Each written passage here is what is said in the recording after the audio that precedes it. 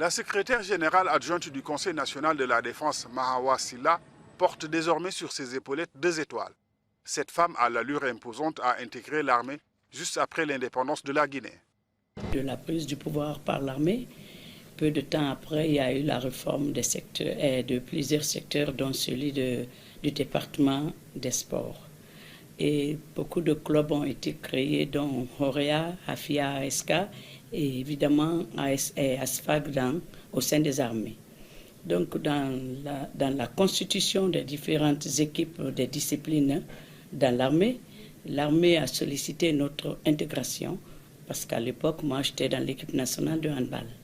Donc moi et certains de mes amis ont été sélectionnés par l'armée pour constituer l'équipe de handball au sein des forces armées guinéennes. C'est comme ça que je suis rentré dans l'armée. Mahawa Silla est diplômée en sciences économiques et gestion. Après la France, elle est passée par l'école de guerre de Chine, où elle a obtenu le diplôme du Collège supérieur interarmé de défense de Beijing en 2014. Et après ça que j'ai fait le concours d'entrée à l'EMIA. Donc j'ai été admis pour 3 ans de formation de cours d'officier à l'EMIA ici, avec les Français.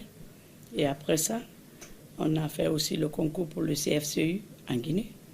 CFCU, cours de futur commandant d'unité.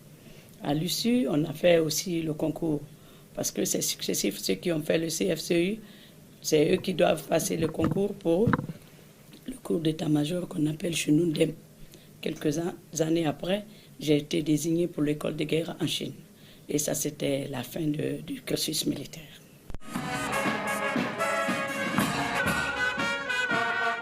Au sein de sa corporation, elle force l'admiration et le respect de ses collègues de service. C'est d'ailleurs son courage qui a fait d'elle un modèle dans l'armée. Lorsqu'il y a un devoir, les hommes peuvent faire, même s'imposent à le faire elle aussi. D'ailleurs, c'est ce qui a fait qu'elle a imposé son respect. Et on a fait 3 ans à l'école militaire. Sur le plan sport, sur le plan études, elle n'était jamais derrière. Elle faisait concurrence aux hommes. Aux autres femmes qui veulent faire carrière dans l'armée, elle conseille courage et détermination. Elle invite les autorités civiles et militaires à faire la promotion de la gente féminine. Moi qui suis la première, je n'aimerais pas être seule dans l'armée jusqu'à ma retraite ou bien à la fin des temps. Et que d'ici la fin du mandat de son Excellence, le président de la République, le professeur Alpha Condé, commandant en chef des armées, qu'on puisse au moins compter les généraux femmes. Ce haut gradé de l'armée promet de mettre ses expériences et compétences au service de sa nation.